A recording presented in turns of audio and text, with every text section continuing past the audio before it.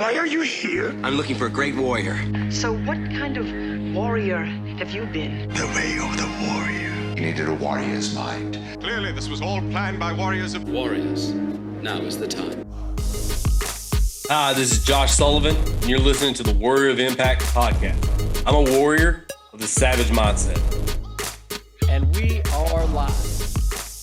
All right, ladies and gentlemen, this is the Warrior of Impact podcast. Shannon and I are coming back from a much-needed vacation, and so this is going to be a really cool one to get back into the swing of things. Today we have my good friend Josh Sullivan on the show that we will be interviewing. Josh is an investment advisor. He's a master networker and connector, and he is the host of the Savage Mindset podcast, a podcast that I had the pleasure of being a guest on not too long ago. And so I'm sure based on the fact that conversation just went everywhere we're supposed to, we will do the same here on our show. So without further ado, introduce you, Josh. So give us a little bit of your backstory and some of your lowdown. Yeah, thank you so much for, having me come on. You're right. We had a great time talking, as we always do. It doesn't just have to be on a podcast. I mean, anytime we get on the phone together, it's a hour and a half, 2 hour conversation. So I know that today will be good. About myself, I'm 33. I live in Myrtle Beach with my two boys and my wife. My wife and I have been together for 10, 15 years. I don't know. I lost count. You can ask her. But we've been married for about 4. We got an 8-year-old and an almost 2-year-old. As you said, I'm an investment advisor. I've been in the investment world since my son was born. Really cool story about how I got into that world. And that's kind of why I feel obligated to do the things that I do, is share my story, is because I was completely blind to that world and had no idea about it until my son was on the way. And I was like, crap, I need to do something for his future. And so I dove in, and me being a curious person that I am, I just dove full force into it. I learned as much as I could and kind of just shoved as much knowledge in as I could. Did it a very untraditional route. I didn't finish college. I just kind of made my way through the ranks and did it the way that I knew how to do it, and knew that I could get where I wanted to go, set some goals for myself, and made those happen. But yeah, I'm a very unconventional guy. I have this obligation that I feel that I need to help as many people as possible and share my knowledge with as many people as possible, because I tend to understand things quicker than other people. And I've been told that I have a gift of being able to explain things to people that make it simple and that they can understand. So I kind of say that I'm a translator a lot of the times, because I can take something and just, kind of make it simple. And I think that comes from having kids and coaching kids in baseball. I played baseball all my life growing up until I was 18. And then I actually fell in love and started playing golf. Played golf for 2 years at a community college, and then moved to Myrtle Beach. That's why I live in Myrtle Beach. But the brand of the Business Connect came about from, it really came about from the investment advisory world. There's so much compliance and so much you can and can't say on social media. And it conflicted with who I am personally, of always wanting to be that connector or that resource for people, and being in the middle of what's going on in the community. I'm from a small town, or what used to be a small town. It's not small anymore, but everybody knew everybody helped everybody. And that's the mentality I was raised with. And so I wanted to take that into the business world as well. And I couldn't do that from the traditional investment advisor sense. So I just, erased that from my social media altogether. And I built this brand of the Business Connect, which is just a brand of myself. It's not a business of any kind. It's just my personal brand. And I built that up as, a networker, as a resource, as a community figure, whatever you want to call it. Just, networking with different business owners, learning about their business, connecting them with other business owners, saying, hey, this person probably can help you out. Or just having brainstorming sessions where I give them ideas on how to grow their business, mentoring young business owners or first-time business owners, whatever it may be, just helping them, because that's who I am. That's who I've always wanted to be. And really focusing on the owner side of it, not the sales or the marketing side, but focusing on the owner side of it, the why behind the business and the story behind the business, because I think that's massive, especially in smaller towns or smaller communities. And so even though I live in Myrtle Beach, it's kind of a bigger town. There's, these little sectors there's Carolina Forest, there's Myrtle Beach, there's North Myrtle Beach, there's Surfside. There's all these little sectors, and they're all really small towns, basically, until the tourists get here. So it's about standing behind your community and really supporting your community and supporting those small businesses in your community that do the right thing, that stand for the right things, not just the tourist traps or people that own it from out of town or whatever. It's about the people that live here, raise their kids here, and do the right thing. And so that's where I really brought it about. And so that was my focus, was building that, and that led to a podcast, the Business Connect podcast. Savage Mind is a part of that. That's something I've created. We've talked about it many times, and yeah, I mean it's blown up. I've been doing it for, I don't know, 7 or 8 months now. Yeah, and like I said to you just a second ago, I mean I think I'm probably going to hit about 4,000 subscribers today. We're getting anywhere from like 4,000 to 5,000 weekly listens. It's beyond successful that I could have ever imagined. When I started, I was like, hey, if 100 people want to hear me talk, that's excellent. Well, yeah, little did I know. And so I don't know. I don't like talking about myself, but apparently people like to listen. But I don't talk about myself in the podcast. It's just about success mindset, entrepreneurship, running a business, the challenges that you face. So now, again, I'm an investment advisor first and foremost. I love it. Again, the passion comes from the way that I jumped into it. I have the Business Connect, which is my brand, my personal brand, my networking, my connections, being a resource, mentorship, all the stuff that come with that, just being a figure and talking to people. And then I'm in the process of writing 2 different books. And I have an apparel line that is launching in just a few weeks, hopefully the first week of May. That'll be up and running. And so, yeah, it all kind of ties together, but it doesn't, and then, just I pick things up here and there, and am always getting involved in new things and growing. And there's no telling what tomorrow brings, to be honest with you. Yeah, I think that's part of the opportunist mindset you have to A, be savage, and be, an entrepreneur, really. One of the things that I want to touch on real quick, among the many things that you talked about, was that introduction to the world of finance coinciding with becoming a father, because I think that's something that I can totally relate to. I know that when I became a father, and Shannon, I know like when you became, like a first-time mother, like I think it's one of those things that we instantly, start recognizing is like, well, shit, how the hell am I supposed to afford these kids? Like, and it's not to be like completely joking, because like, that's really how we see it, is like, all right, well now what, and you could be in the most stable of financial situations, and still it's, this big question mark, or, like someone like me, who you're young, you have kids and you're like, well, I'm going to make it work. But what does make it work look like always? And so just kind of explain that path, because I'm sure that, as a financial advisor, you're talking to new parents, you're talking to people, and it is a very scary time of your life. And if you don't have a healthy relationship with money already, it's a hard time to just jump into that relationship building. So I commend you for doing so, A, but B, would love to kind of just hear that path, and then maybe some of the advice you would give to somebody who is like exploring some like financial education, and healing their relationship with money, because I think that's oftentimes where it comes from. Yeah. So again, I was always strong with numbers in school, and knew that I was strong with numbers in school. But I never applied myself in high school, and never applied myself in any school. I would go to college when I wanted to, like when I wanted to, just to talk to people. Really, it wasn't to learn anything, because I don't know, I just didn't have a great relationship with learning, to be honest with you. I was a typical I'm smarter than the teacher kind of attitude a lot of the times. And some cases that was true. I'd been to classes where I was in a math class in community college where they told me, oh, well, you can't place out of this class. And I'm like, yes, I can. Like, I've got way higher classes. Like, you shouldn't put me in here. And I went to the class, and like 2 weeks in, they told me, you're not allowed to answer questions anymore, because you're not giving everybody else a chance to answer. And I'm like, well, then let me out of the class. Like, and so like, that was the type of thing that would happen. And so I just didn't care to go to class.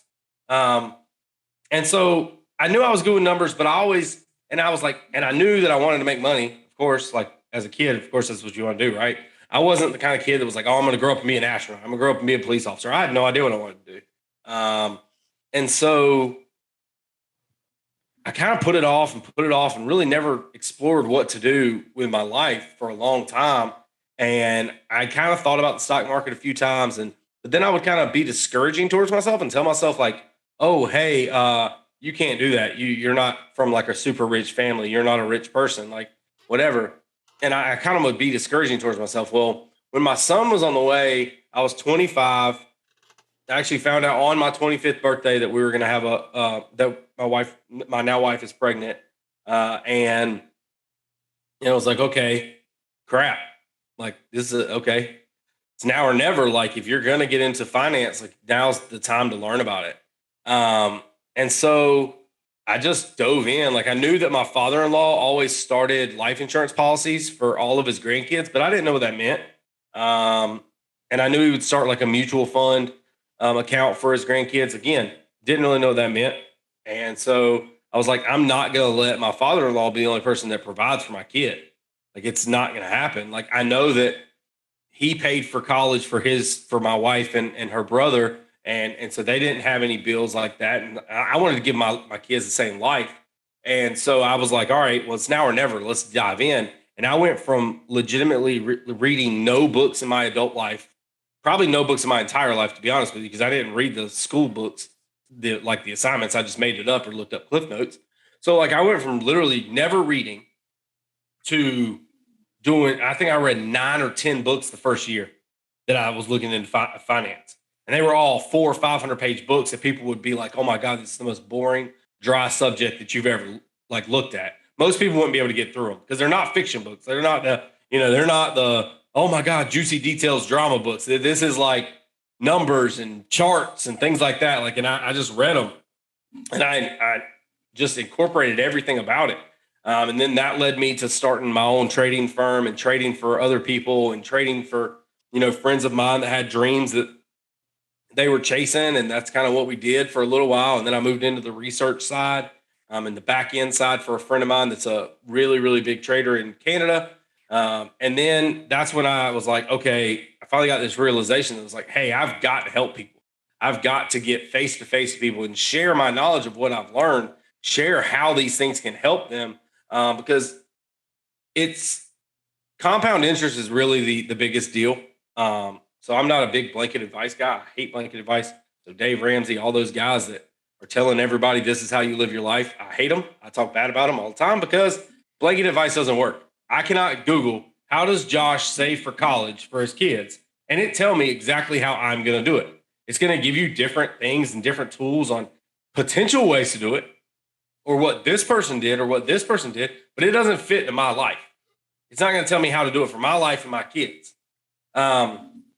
So that's just the thing. It's very individualized. That's like you're saying, it's your relationship with money. It's your personal relationship with money. It's not like I can't solve that as an advisor. Like if you have a bad relationship with it, I can't solve it.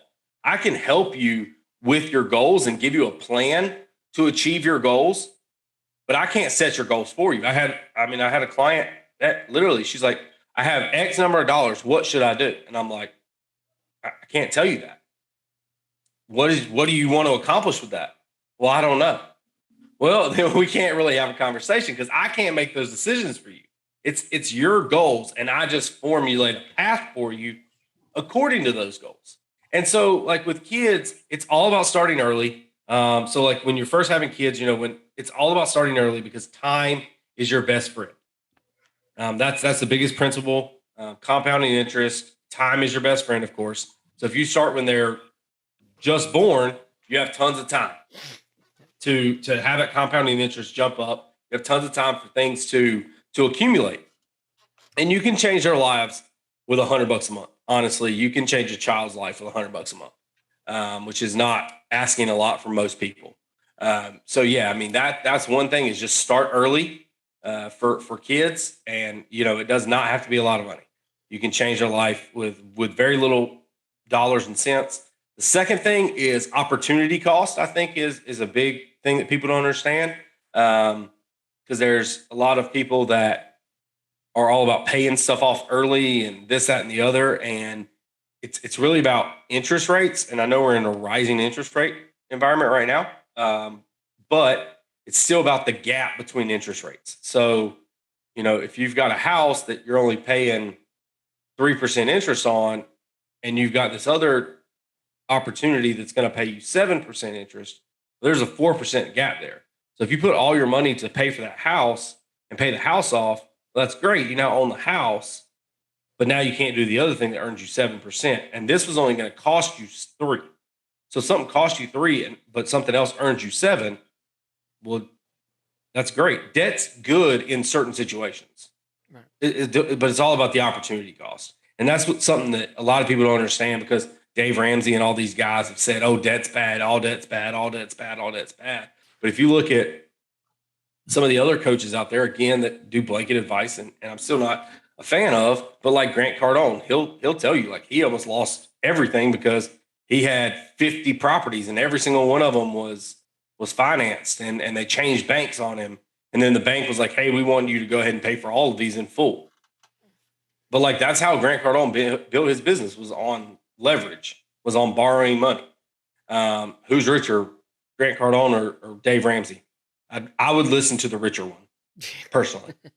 What advice do you have for people, though, who take, for instance, I've always had a really unhealthy relationship with money. I came from a poverty background.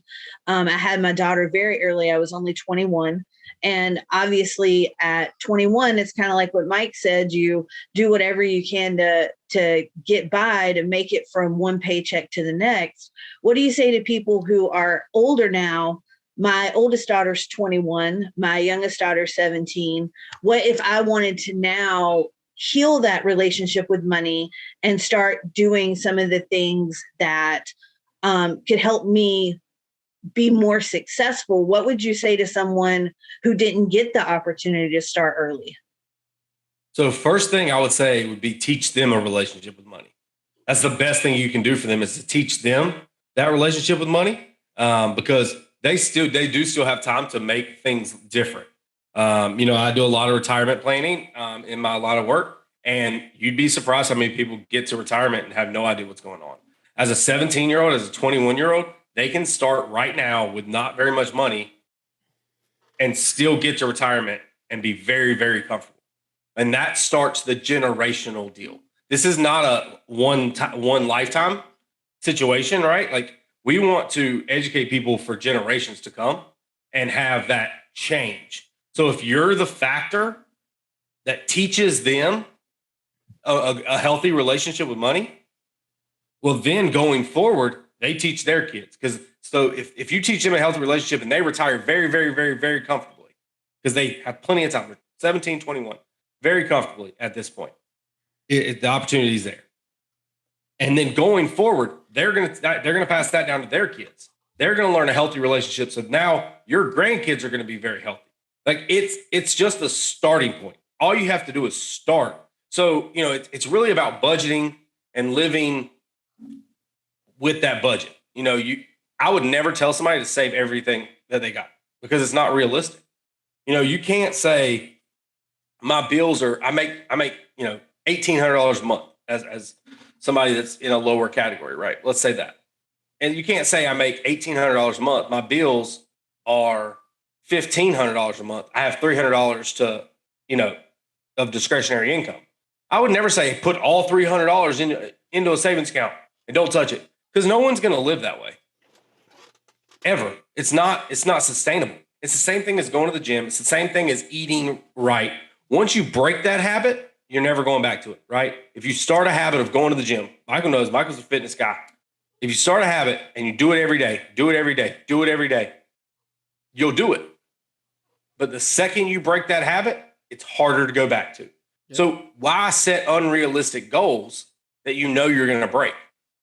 It's the same as anything else. It's just about discipline. It's just about, it's just about being disciplined and realistic.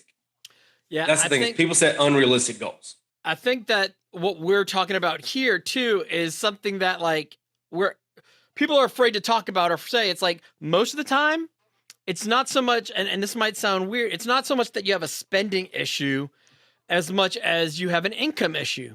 And now that might be like the duh, but we don't address that, right? Like now I, at multiple times in my life, have had 3-4 jobs. You know, I've always bartended. Shit, I've drove Uber and Lyft while getting my businesses off the ground, and you just do what you did. I was like, all right, I know based off my bills, I need to make $1,500 a week. How do I do it? Doesn't matter how I do it. I just got to get to $1,500 by the time my head hits the pillow on Sunday. Now, that was drive, focus, and stuff like that. But I knew that, look, I like nice things. I like being able to take my daughter on vacation. I like being able to have the new tech gadget stuff. But for me to be able to do that, I got to take ownership and accountability to say, if my lifestyle is this, then my income needs to be this. And if the income is not there naturally, I need to make it happen. And what we need to do, and this is something that I believe to my core, is we need to talk about income, you know, security and income and finance at a very young age. So this is not so much an endorsement. I guess maybe it is an endorsement. It's not an advertisement, I guess. I got my daughter this program called Go Henry. It is a prepaid card. It acts like a debit card. I can put money to it. It does an education format. So she makes money when she completes tasks, chores. I don't believe in just giving a child like money for nothing. And that's not against what other people believe, but you know, she's going to earn it. And now, granted, some of that is like, you know, making your bed and things like that. And so there's incentive, you know, she's going to be doing chores. But with that, she gets the understanding of seeing her bank account go up. She has access to a card. She can make payments online. She can, when we go on vacation, she has her card to make payments. I have spending limits on it. I have restrictions, but it's also the education of, well, what does it mean to save? What does it mean to spend? I think it's a fantastic thing, but it's something that I've had to go about my way of doing. I think that should be something in public school, in education, from day one. Florida just made it mandatory. How to file your taxes, how to balance a checkbook, how to do some of these basic things. And look, as a parent, it is absolutely our responsibility too. But we make a point. If the parents don't know, then all they're doing is society's leaving these kids behind too and saying, well, sorry, you got stuck with the generational gap. Good luck. You know, like right. I too, college dropout. But I'm okay with that because I've made something of my life from there. But one of the things that we don't talk about, and it's something that is huge right now, is the interest rate of college education that are putting these kids in the grave from finance. And you know, and that's not a Republican or a Democrat issue. It is a societal issue of finance and being able to make those sound judgments. At 17, were you like, yeah, cool, give me 19% interest on this $200,000 loan. I'll just pay it off with this amazing job I'm going to get. I'll make $200,000 a year and I'll just pay it off in 2 years. That's not how it worked, but that's how we're taught. And so what happens is you have these guys who, I mean, I have friends that are doctors that literally have to drive the broke down car, have to live in like they're living so below their means because their interest rate and their college payment is more than their mortgage. That was one of the first things, kind of going back to what we were discussing earlier. That was one of the first things I told Anya, that's my 21-year-old, was do not go into crazy debt to go to college. Especially you don't know what you want to do. Do your first 2 years at a community college, save that money. Don't go into debt. Don't start your life hundreds of thousands of dollars in debt because you want a college education. You don't even know what you want to do with your life. When Anya graduated, she was 17. At 17, you do not know what you want to do with your life. And so I am a huge supporter of, I know for me and you, Mike, in our generation, probably you as well, Josh, that we were pushed really, really, you will not have a successful life if you do not go to college. That's not true. Well, that's the way the education system is set up. It is set up to teach you. It's set up to teach you to be an employee. That's all it is.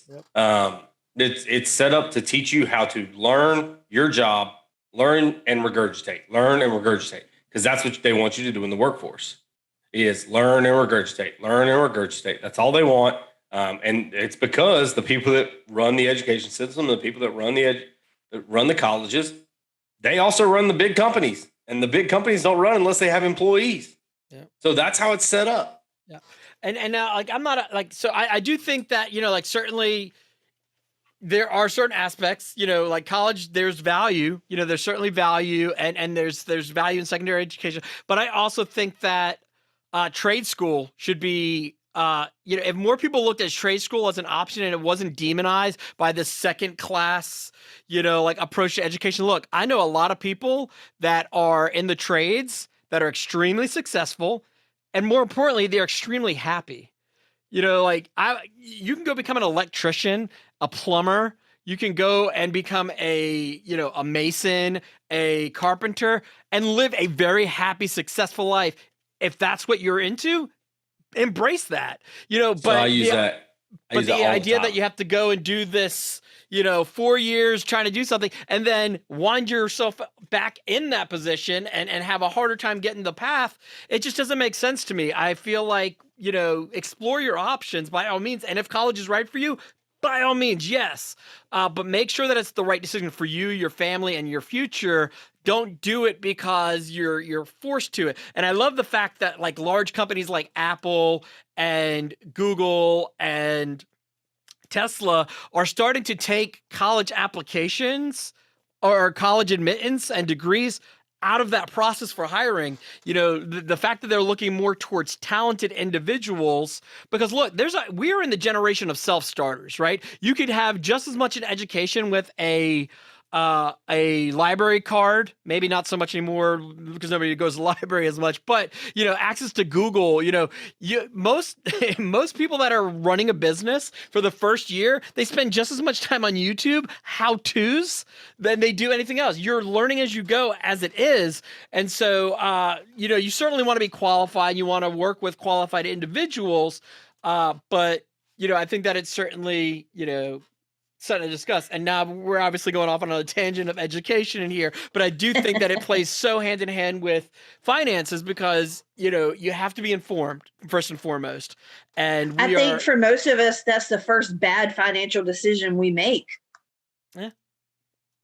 Potentially, correct. Yeah, I mean, so it's just one of those things that, again, there's not the education around it. And forever it's been taboo, right? Our generation, do you know how much your parents made? Of course you don't. Because it wasn't talked about. You don't talk about finance. You don't sit at the dinner table and say, "Oh, got my paycheck today." Like you don't talk about it. Everyone was brought up as finances are taboo. You don't tell people how much money you make. You don't talk about finance. You don't talk about financial problems. You don't talk about anything. So as a financial advisor, when I first got in the industry, it was like my mindset was like, okay, well, only rich people have financial advisors, right? Because that's what you think. There is this mentality of I can't talk to a financial advisor. I don't qualify. I'm not rich. Why would I talk to a financial advisor? That's only for rich people. That's not true. The rich are going to be rich. Guess what? They know their parents taught them. The middle class, the lower classes of income, those are the ones that benefit the most from having someone help them. Because at the end of the day, if you make a 10% difference in their life savings, that's a huge difference over the course of 30 years. If you make a small difference for them, that's a massive difference. Most people have this magical number of $1 million for retirement. It's not correct, but a lot of people think, oh, I need $1 million for retirement. But if you take 10% of that, that's an extra 4 years at what they're expecting as far as what they're getting, right? That's an extra 4 years worth of income without any growth. Well, if you do the same thing for somebody that has $100 million in the bank, they could care less about the extra 10 million. That doesn't mean anything to them because they were going to live just perfectly fine off the 100 million they had. But somebody that has $1 million and that's their entire life savings, that extra $100,000 to them means the world. So that's where I focus is on the people that it makes a difference for. And that's why I focus on education first and not on, hey, how much money do you have? Here's what we're going to do with your money. Like that may be backwards from what most people think because most people are out there like, oh, I only want to talk to people that have $1 million. I only want to talk to people that have X number of dollars ready to go that we can work because that's the efficient way to work, they think. Yeah. But I'm not about that. I'm about helping people and the education is the most important part, especially education for children. Yeah, and I think... Gosh, you're so right because I think that for a lot of us, we're taught that money is a dirty word. Like you're not supposed to talk about money. To want money is greedy. When I started healing my relationship with money, that's the first thing I had to get over. It's not wrong to talk about money. It's not wrong to want money. It's not wrong to want more money than what you have. You have to get out of that mindset. And I think we were taught that, our generation really was taught that you don't talk about money. You don't want money. There's more to life than money. And I think we have to get over that belief to be successful where money is concerned. Yeah, for sure. I mean, absolutely. There's a taboo around it and it has to be broken. And I know Florida and I think maybe Texas, I know there's 2 states, but I know Florida just did it. Have just passed where all public schools have to have a financial literacy class. Yeah. So in the words of the great Gordon Gekko, greed, for a lack of a better word, is good. And we, again, taboo that, but wanting more can be seen in the explorers and the pioneers. Wanting more out of life can be seen as in parenting the next generation.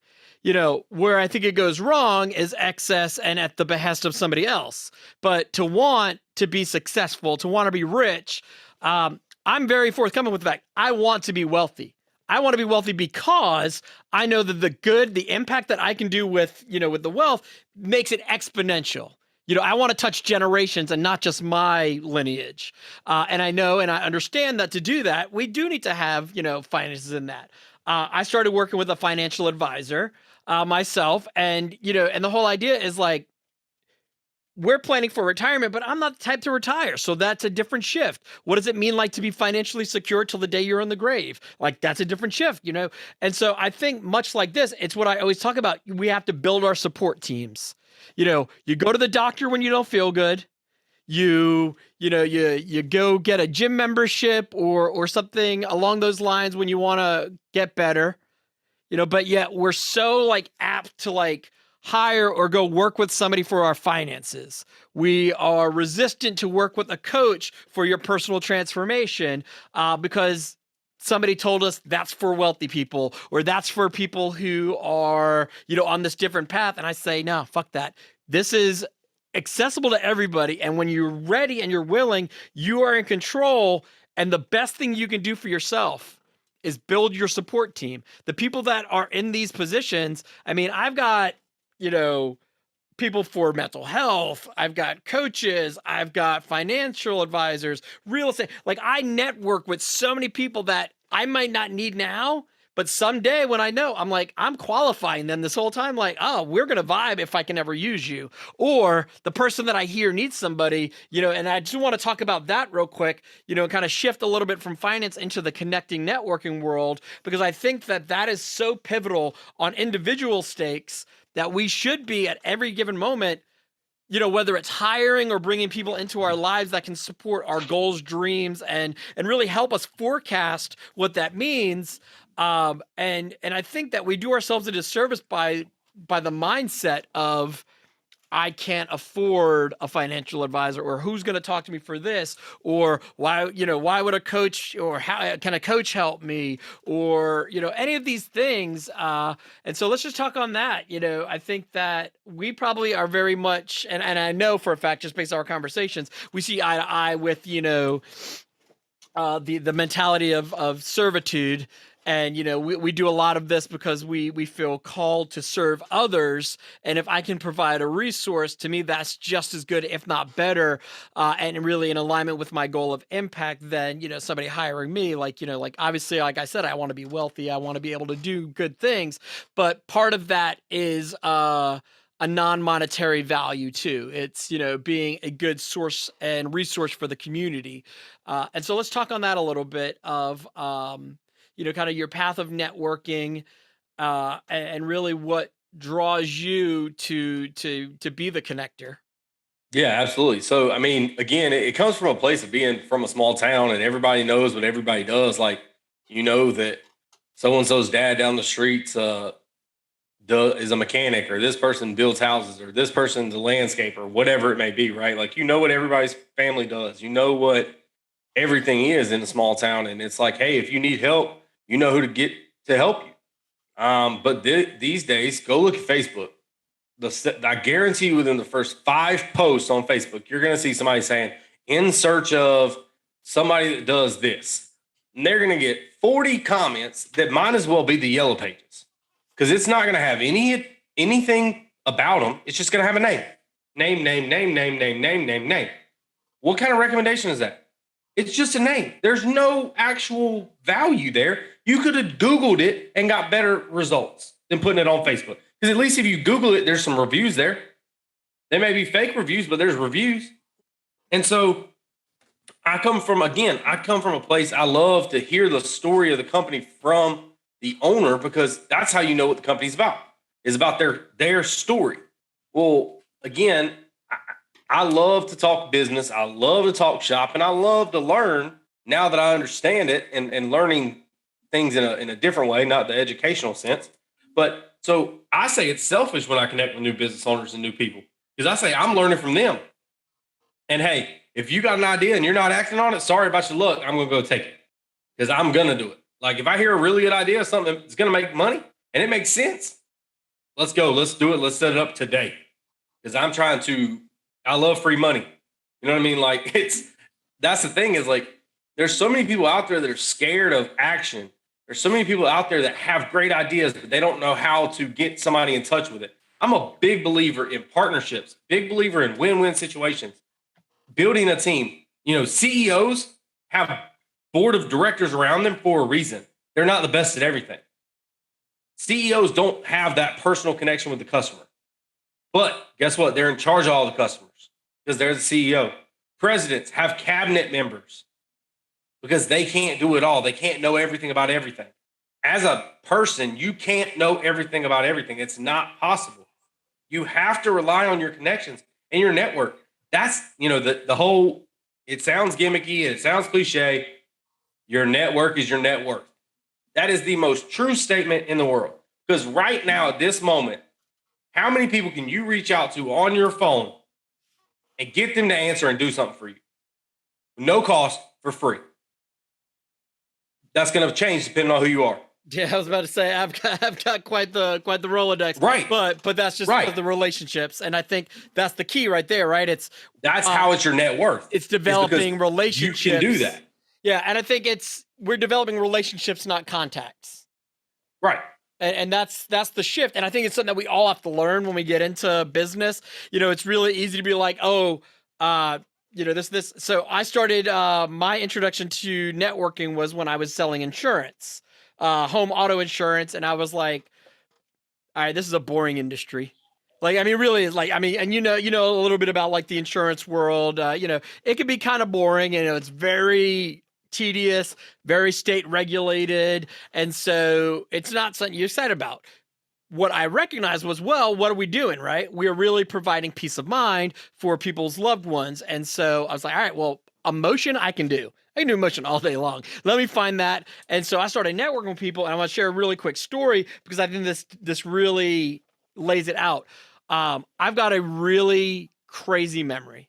I could talk to you and just remember something, but as I've gotten older, I've learned to document. Obviously, we have CRMs and things like that. You get a business card, you write a little note. But build those relationships and then touch points. And so I remember it was the first networking event I ever went to as a real estate agent. I met a whole bunch of as a insurance agent, I met a whole bunch of real estate agents because they were a great, path for me to, to get new clients. And I met this husband and wife couple that were real estate agents. And they were talking about how their son in the next year was going to be coming of age and what they should do about car insurance. And, gave him some insight, just based off some information. And I'm a new agent, so fresh off my mind.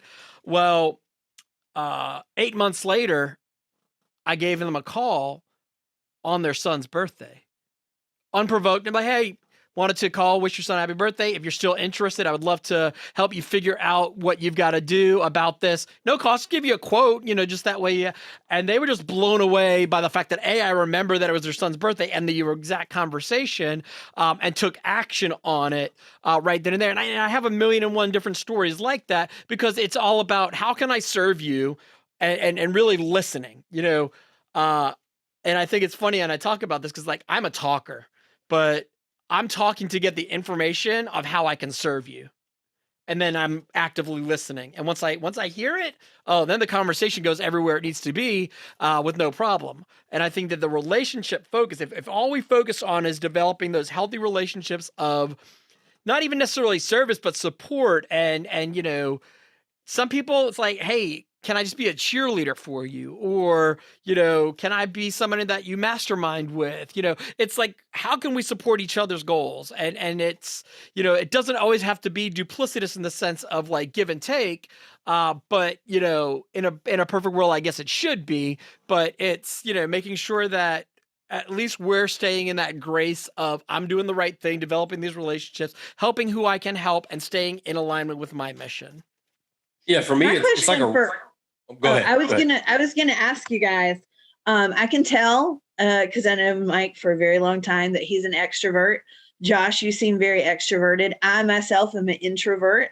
I have a lot of trouble networking. So, do either one of you have advice for people who are very introverted as far as how to network with people? Because it can be very intimidating starting a conversation with someone when you're an introvert. And I feel like there are a lot of introverts who struggle with networking that I know of. I'm in specifically some groups for networking for introverts. So I know that can be a really big step for someone who isn't used to starting the conversation, reaching out, making relationships. So what advice do you have for people who are introverts and who aren't naturally very big networkers? So I'm a very different type of person. I've taken the personality test, and I feel like I'm all of the personalities, the 4 quadrants or whatever. I feel like I'm all a little bit of everything. I'm very analytical about situations. I open up when, I have a passion about talking about something, but I'm typically not the first person in the room to start a conversation. Now, it helps that if I'm in-person networking, it helps that I'm 6'2".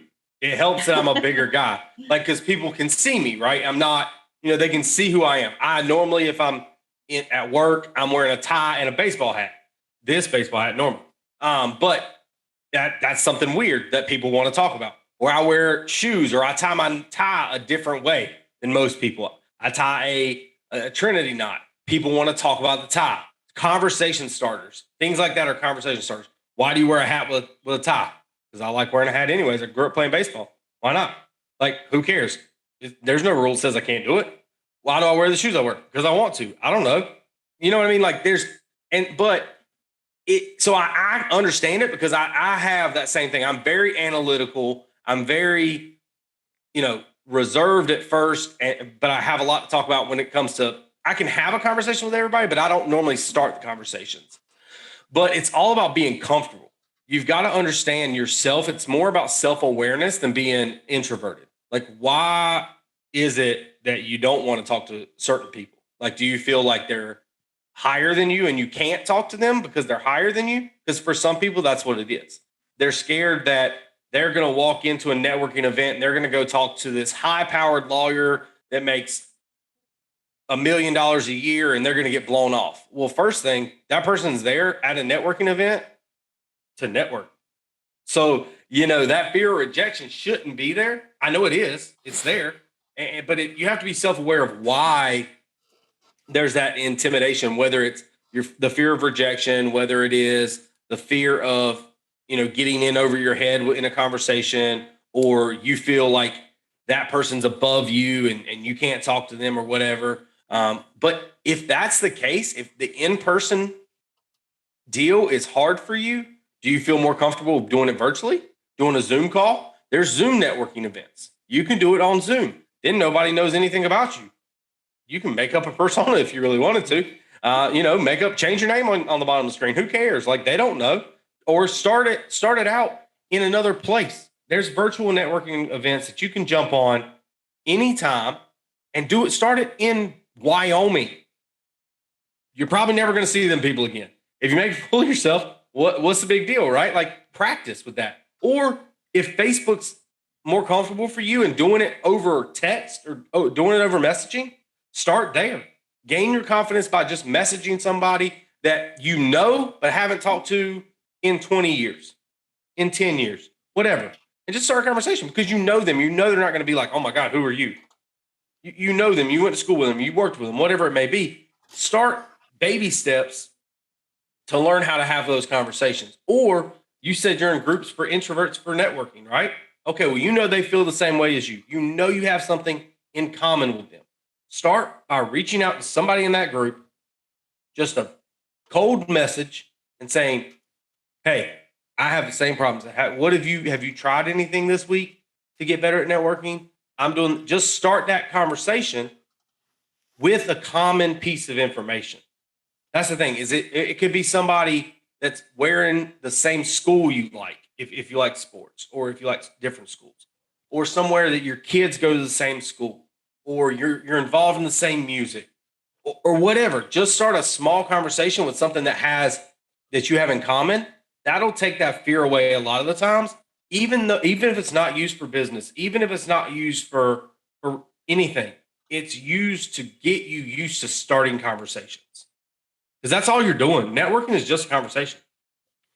I'm not going up and proposing to people. Yeah. No, and so as soon as you asked that, I kind of wrote down. So I worked for a networking organization for a while, and that's what we did. We put on these events, and for a long time there, I was networking full time in addition to work. I would work 40 hours, network 40 hours, and crush it. So these are just some things that I wrote down real quick. And these are just 3 points that I wanted to make. The first is, I think as an introvert, you can set the tone. Set the tone and set the pace. So one of my least favorite things at a networking event is somebody walks up, puts a card on my face. What do you do? Can't stand that. Like setting the tone from a human aspect.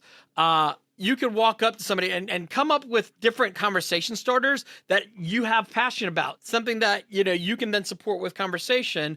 Or, like Josh was saying, something that is an identifier, being tall, a hat, those conversation starters that allow you to ease into conversation with little pressure. You could talk about the venue that you're at. You could talk about, this place has great food, the drinks, or whatever. And really allow yourself to ease into it, but set that tone and pace that you're comfortable with from the get-go. The second is just be very upfront and intentional. And I think that outside of networking, this is maybe a little bit more important as you approach people for like a sales proposition, be like, I am fully intending to try to sell you right now, or to do business with you right now, or get this. Be very upfront about what your intentions are, because the last thing you want is, and we've all had this, hey buddy, long time no talk, want to meet for coffee? We all know where that conversation's going, right? I've got this great new opportunity, but I think when we're upfront, whether it's in networking environments or not, be like, look, I'm looking to meet 4 new people this month. Who do you know? If you start with that, holy crap, yeah, I know 4 people that you need to meet, versus trying to like dilly-dally around it and do the niceties. Like, you got to have some gusto. And I get that over time that, it's something that you build, and, that's introvert or extrovert, it's something that you've got to build up some stamina with. But that direct approach, save time, save everybody's hassles. Like, we're here for the same reasons.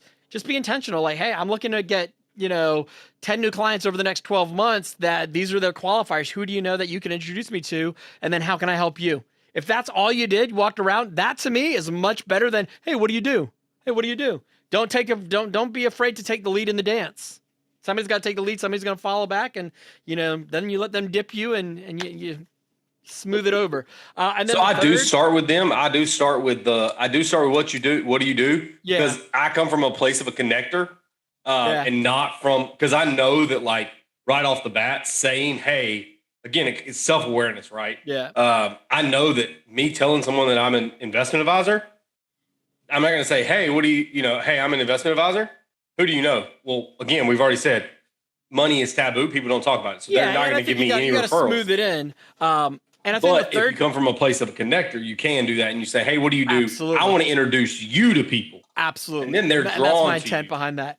And then the third, and this is one of the few places that I think it's like appropriate and needed, is that you got to become a master eavesdropper. Like you see the person like talking, you just kind of do this, talking to you, yeah, aware, yeah, but I'm like listening, and then I hear like one of those keywords, and I'm like, hi, we need to talk. You know, I think that in that environment, it's completely okay. Like people are talking to be heard in a networking environment. They're talking to be heard. They want to be seen, and you're doing yourself and them a disservice by not introducing yourself. If you hear something that is going to be beneficial to you, your clients, or whatnot. So I like to think that network is a little bit more open game than most sales situations or more, other things. You should go at it with no judgment, even though at the same time you are making an impression. But it's like the playground of connection, and it should be treated that way. It should be fun, and it should be treated like an experiment, or like your own sales cycle. I mean, that could be the great tip of a funnel for anybody if they treat it right. Take somebody with you. Yeah.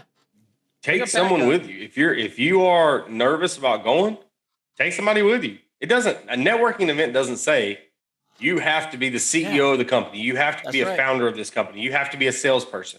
It can be like a networking event. Yeah, it could be somebody that you partner with that's a different industry, and say, hey, look, we're meeting. Like I am a physical therapist. He's a chiropractor. We're looking to meet with somebody like you who is like a specialist in ... You're a medical sales rep or whatever. That way you have proof in numbers, and you can build that out better. We could do. Or how about I just got a brand new idea. We're just going to change the game here.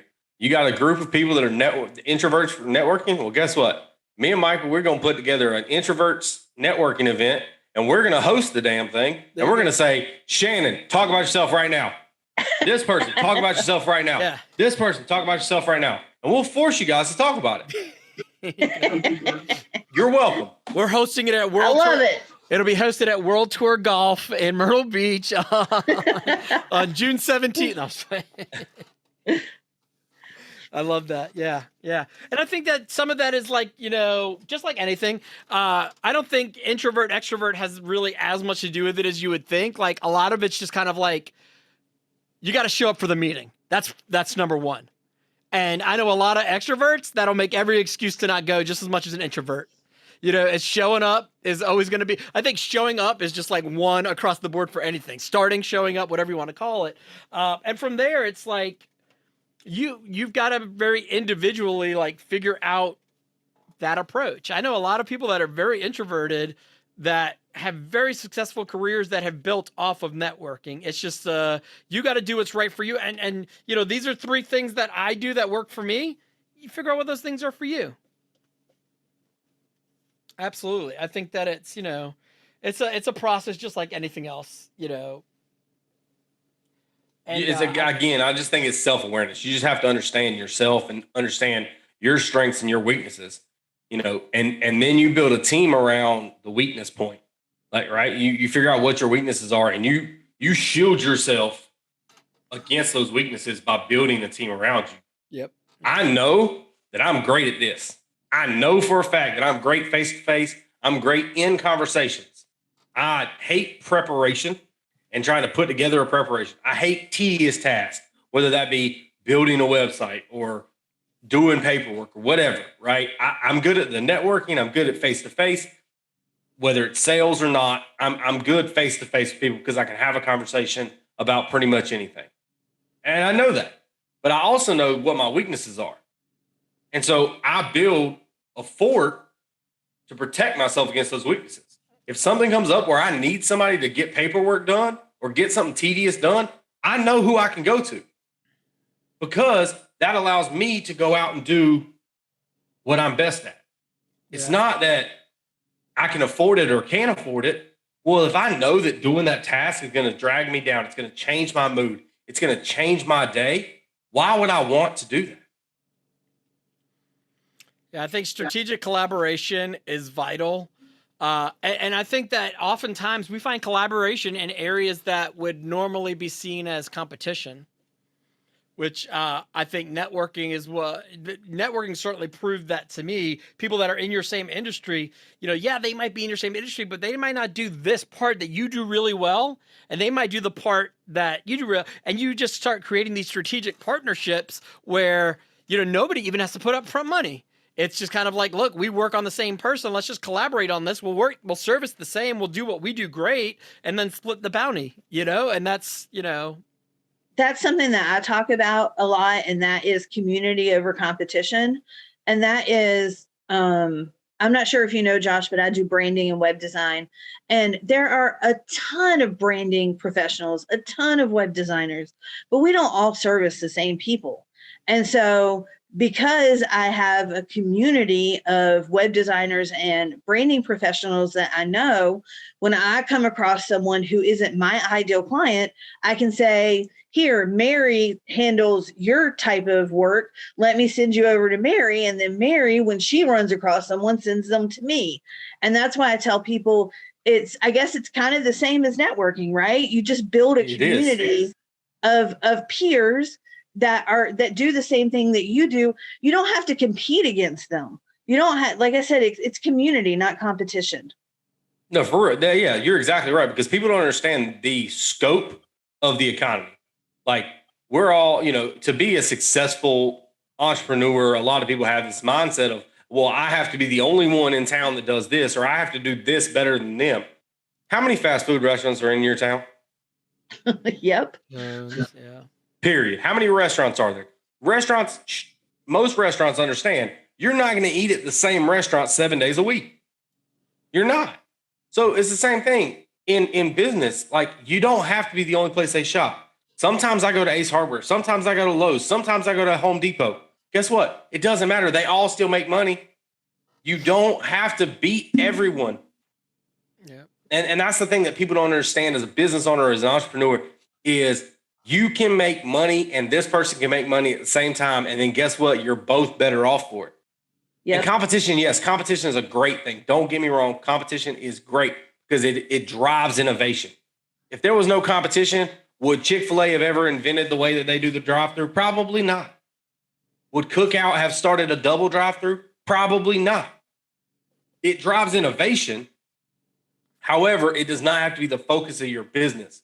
The focus of your business should be growing your base, growing your customer base, not winning everybody and not trying to win them all the time. Again, it's self-awareness, your business self-awareness, knowing your strengths, knowing your weaknesses, and then shielding yourself against them. Because here's what's not good. When someone comes to you as a web designer or as a branding person and says, here's my idea, this is what I want to do. And you go, yeah, I don't do that. And that's it. Because then they're like, well, geez, she's not cool. Like, well, what do you do then, right? They're going to have a bad taste in their mouth and they're going to leave. And guess what? The next time that they talk to somebody that wants the same thing as them and they say, oh, well, who did you use? Your name will never come up. I promise you. However, if they come to you and you say, oh, I'm sorry, that's not my specialty. I want to make sure that you're taken care of the best way possible. Here is such and such. She is fantastic at that. Or if you have that person do it for them and then you are just the liaison, well, guess what? Now that person knows about you. They know that you took care of them. They know that you had their best interest at heart. So yes, now your name is going to come up. And I do that all the time. Whenever I see somebody talk about needing a financial advisor or whatever, and I say, listen, I'd love to hear what your needs are, because I'm not like most financial advisors. I don't do any insurance. All I do is investments.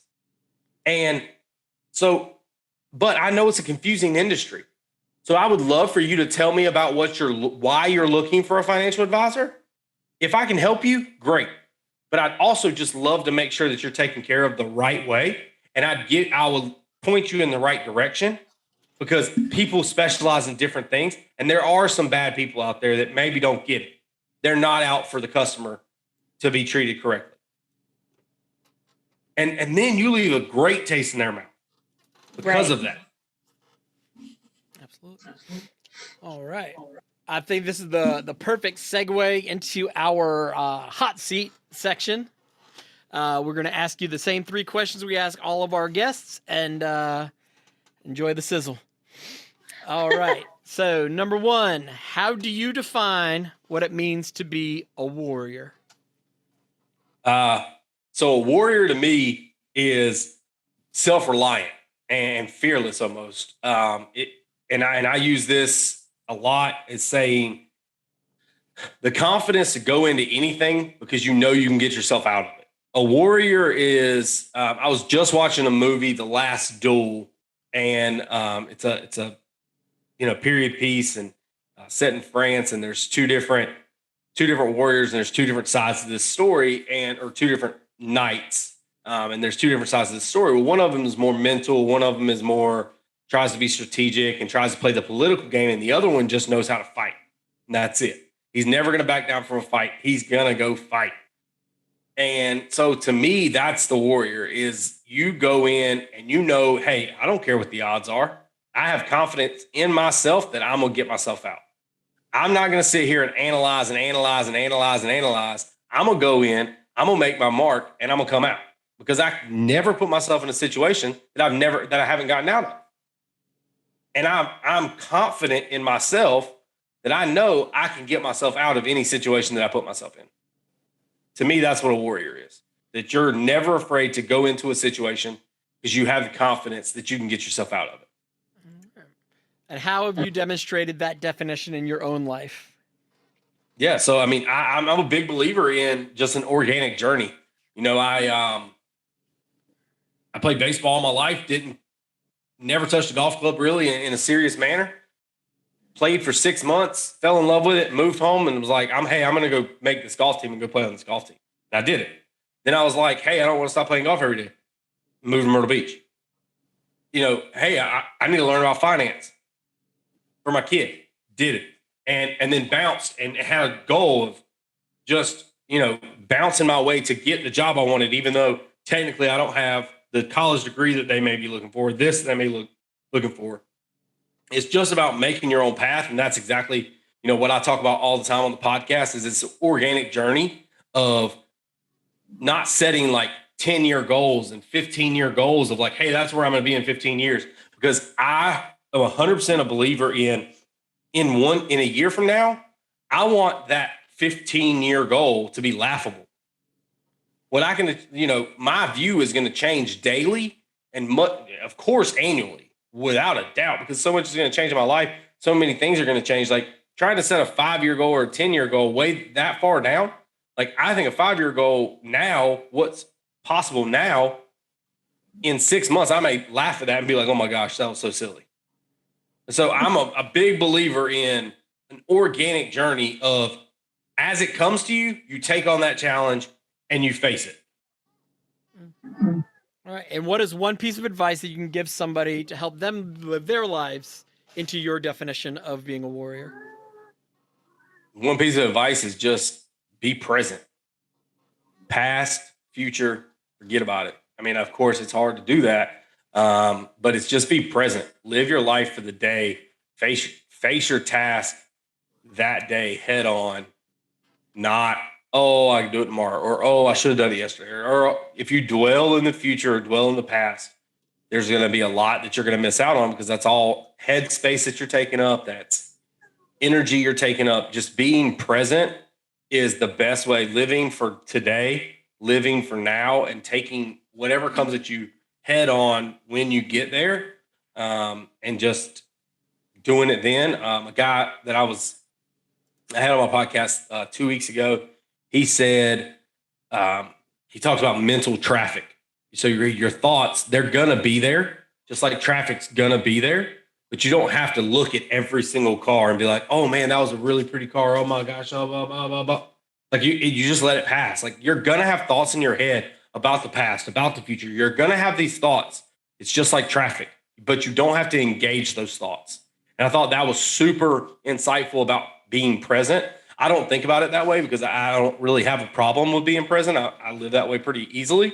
But for some people, I know it's difficult. And I thought that was a really insightful thing to say is that traffic, you're going to have thoughts crossing your mind. It's okay. Like, that's not a bad thing. Of course, we all have however many thoughts they tell you a day. Like, you can't actually be involved in every single thought. It's just, but treat it like traffic. Let it pass. Just let it go. Awesome. So one of the things I like to do at the end of all of our episodes is give our guests a chance to kind of speak their mind. Obviously, as a podcast host, you probably understand this more than most. You'll be done with it, and you'll say, "Man, I wish I would have said this or said that."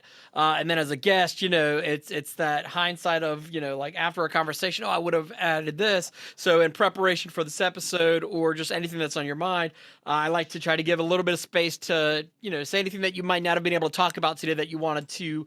And so I'll give you a couple of minutes here, if that's the case, if there's something that you didn't get to touch on that you wanted to. Yeah, I mean, I want to say thank you for, again, having me on here. I'm open to any conversations with any of your listeners about anything. We can have this same conversation individually with anyone, regardless of what it's about, whether it's about networking, whether it's about finances, whatever it may be about. Like, that's what this is all about. This is what I do. I love this. I love having conversations. I'm an open book. Cell phones always on me. Messenger, Facebook Messenger, all those, are always up, always running. So it's one of those things, like, don't be afraid to have a conversation. And I know that that's difficult, to be the person that reaches out first, but I hope that this can break the ice for a lot of people. Secondly, I want to talk just a brief moment about the savage mind concept, because we did mention it earlier. And it's something that's in my podcast, a part of my podcast. Again, it's the Business Connect podcast on YouTube. And the savage mind, the definition of a savage mind, and this is why me and Michael get along so well, because we're very much aligned in our missions. The savage mind, the definition of a savage is not domesticated or under human control. The second definition is lacking the restraints normal to civilized human beings. And so for me, the savage mind means that you don't let others control your thoughts. You don't let the outside world dictate what you do or what you think. Same thing as being a warrior. You're not letting people influence you. You're being a warrior. You're the attacking mentality, not the sit back and let people do it to me mentality. And again, you don't strive for normal for society. So what people think is normal in society is to go to work, sit there, make your paycheck, go home, be in debt, be miserable, and it's okay. You don't do anything about it. That's what society tells you to do, is go to work, be miserable. Like, that's not okay. So don't strive to be normal. I had a guest on a podcast say normal is just a setting on a washing machine. Best thing I've ever heard in my life. Funniest thing I've ever heard in my life. But it's true. Normal is just setting it on a washing machine. Even if somebody looks like me, they probably don't talk like me. Even if somebody talks like me, they probably don't look like me. There's plenty of things to do that make you different, make you unique. There is no such thing as normal. You can do something to set yourself apart. That we're in the great resignation right now. Everybody is looking for different work opportunities, whether it be just changing jobs to get a better benefit package, better hours, whatever it may be, going into the office, not going into the office. There are so many opportunities right now. You should not be normal. You should not be miserable. Find a way to jump out there and get things done. Like you were talking about earlier, Michael, it's an income problem a lot of the time, not a spending problem, not a saving problem. It's an income problem. You like where you live, but your rent or your mortgage is 90% of what you make. Cool. You like where you live. That's awesome. Now go make more money so you can afford it. Yeah, easier said than done, but I completely agree. I think if we start leaning into what we love versus what we have to do, and look, I get the job that you need to get the job that you want. I get all that. I feel like from a society standpoint, we need to do a better job of supporting people's conquest on getting there quicker. And so that's why I feel like people like you and other people in our tribe that believe and understand that, we're looking to make an impact that makes the world better, man. And I think that, having people on like you to have these conversations is going to get us there, one day at a time. So let us know, how can people find you online? Yeah. So the Business Connect podcast is the YouTube channel. You just search the Business Connect podcast, just like it sounds. You'll be able to find the podcast there. My Facebook page for it, not super active on there, but it does have, links to everything. It's just Josh, the Business Connect. LinkedIn, it's Josh Sullivan, just my name, all that good stuff. But yeah, I mean, I'm open to help anyone at any time, and there's no holds bars, no stupid questions, because it is all about, just getting there. And like you said, you understand, the job you need versus the job you want. And one of the things for me is like, but how long have you been at the job that you need? Yeah. Like, you got to move. You got to be constant motion. Yeah. That's the thing, is people get stagnant. Yep, absolutely. And I think that that's one of the values, I guess, or like I said, of, building your support. It's, it's strategizing. So, yeah, I think that, we obviously covered a lot. I think that that's a good nugget to kind of end with too, is, goals are great. Strategy is how we turn them into action. So I'll leave it with the reference that I use on the podcast over and over and over again. You have to have a goal set before you can figure out the path. If you don't have a goal, the path will not deliver it for you. Think about a GPS. If you don't put in a destination, the GPS can't tell you how to get there. Yep. It's not going to give you turn-by-turn directions if you don't set a destination. So that's something I use all the time. You have to have a destination in sight. And just like a GPS, you may make wrong turns. You may miss the turn. You may, get lost a little bit. But that's still, that end goal is going to recalculate the path and make a new path. Yep. Excellent. All right. Well, we will see you all next week and bring you another awesome guest. And we look forward to talking with you more, Josh. And we will... I'm under the belief that every single guest is going to be a multi-guest, because I mean, these conversations just go so fluidly that, we could talk for hours and still probably not cover all the things that we could talk up in natural conversation. Like you said, we have many conversations that go on for hours at a time when we talk. And so this is just the beginning of a many of compilations. So we're going to go ahead and sign off for this week, and we will see you all in the future. Bye, guys. Hey, Warriors, it's Michael, and I want to thank you for listening to the Warrior of Impact podcast. Make sure that you subscribe to us on your favorite streaming platforms and leave us a 5-star review. For more information, check out warriorofimpact.com.